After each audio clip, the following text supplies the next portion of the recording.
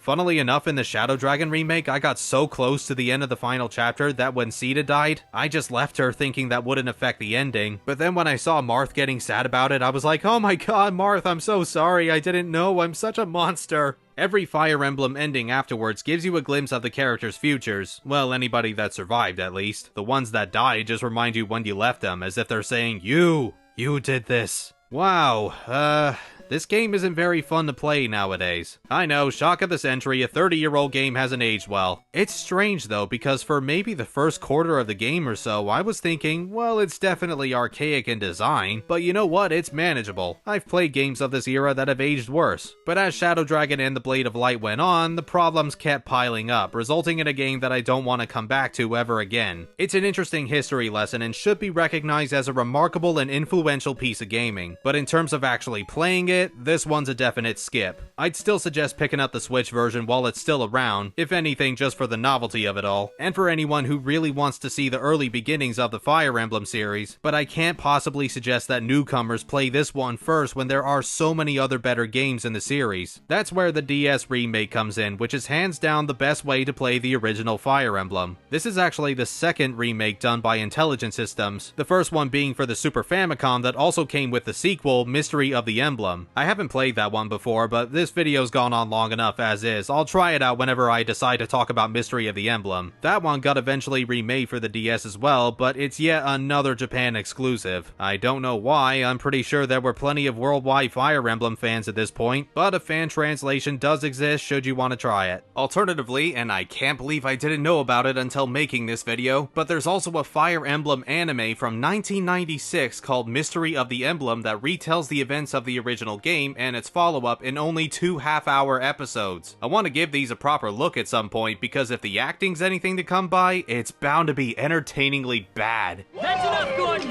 Let them go! Let them all go? But Mars! There's no need to go after those who fled. Anyway, the Shadow Dragon remake brings in a number of things from the later games to make it way more accessible to newer players. This includes the weapons triangle and a much welcome battle forecast to give you an idea on how encounters with each enemy may play out. In addition, you can now track your unit's movements by placing them in one of the highlighted squares to save you having to check yourself. The same applies for examining an enemy's attack range by either tapping a specific one or pressing the X button to look out for all danger zones. It's so handy for avoiding casualties, though you'll have to put up with seeing a lot of red as a minor consequence. As for the graphics, they're obviously a lot prettier too, bringing in all new detailed character portraits and backgrounds, on top of various still images to provide more visual clarity on the story. And speaking of the story, it's way better told here than it was in the original, with tutorials to help you understand the basics of the game. It's still not perfect, most of the characters continue to lack in development, and once again the support system's not around to fix that, but you do at least get a few brand new prologue chapters to further flesh out the beginning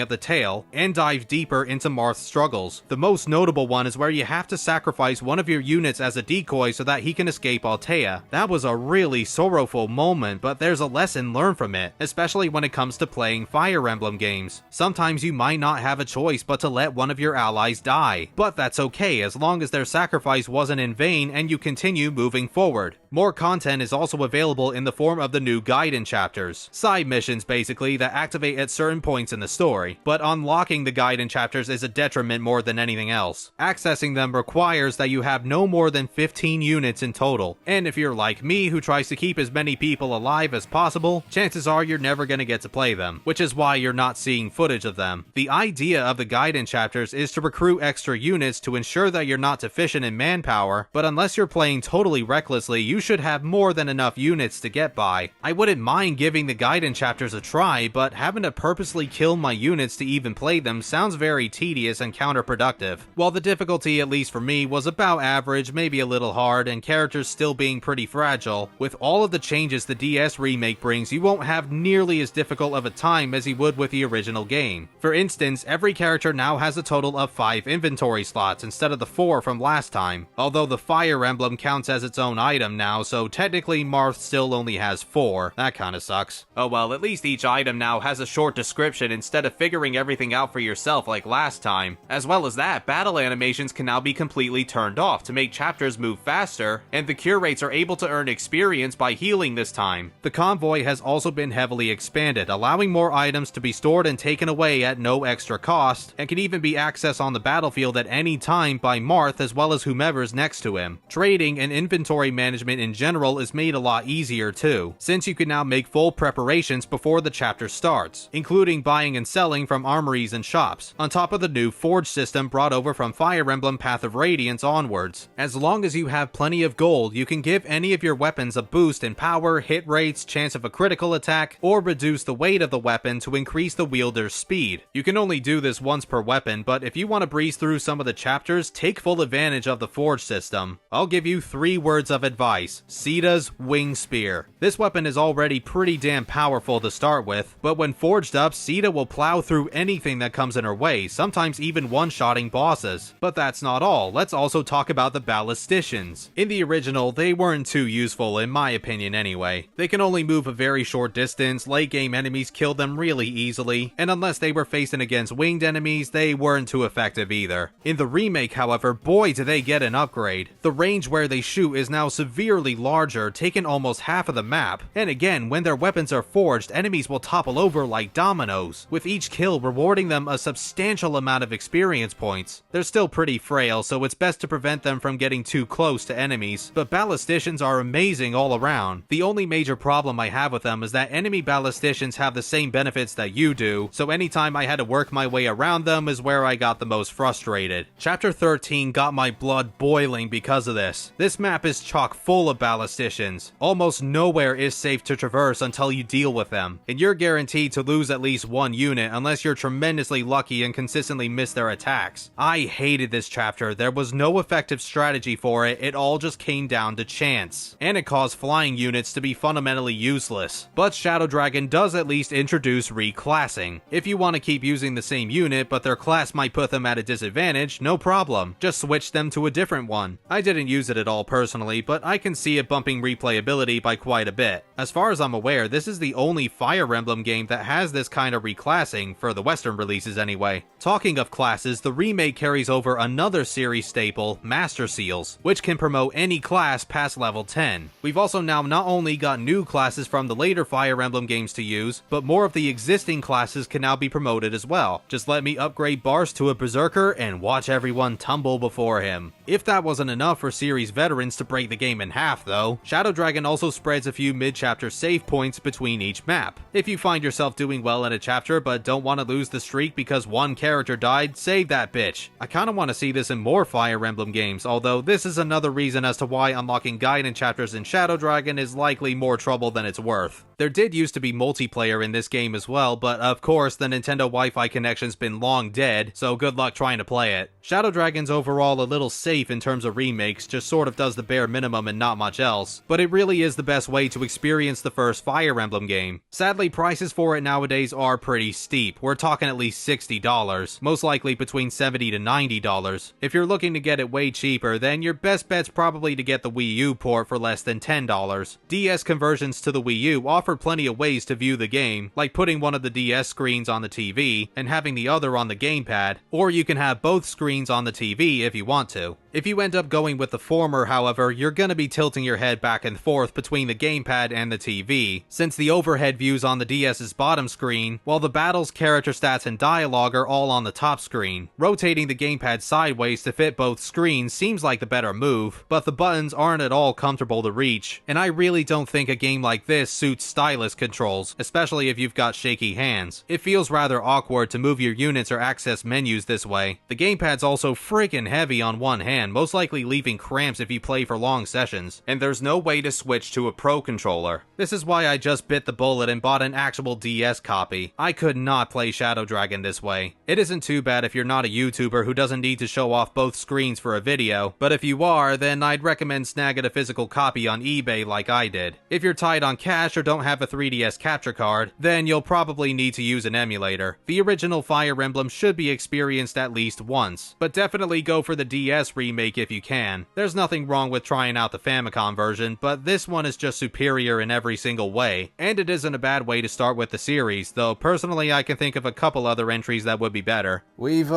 certainly made a pretty decent start with the Fire Emblem reviews, haven't we? I am so sorry about that, folks. Well, for the next Fire Emblem video, which hopefully won't be as lengthy, we're going to look at the game that everyone in the West actually got first, Fire Emblem for the Game Boy Advance. Before we get into that though, we're going to do the usual thing with marathons where I review entirely different games in between the Fire Emblem videos, but I don't have much of a plan this time, so I'm just going to draw from my spare hat and review whatever we've got inside. Let's take a look. Alright, going back to Resident Evil. I've not played Code Veronica all the way before, but I've heard a lot of good things about it. Well, hope to see you guys then, and in the meantime, thank you very much for watching, stay safe, stay healthy, and take care of yourselves. We're going to be marathoning all the Western releases. We're going to talk about the game that everyone in the... where I review entirely different games. God damn it, I forgot my line. We're going to just... Oh, no, I dropped the game.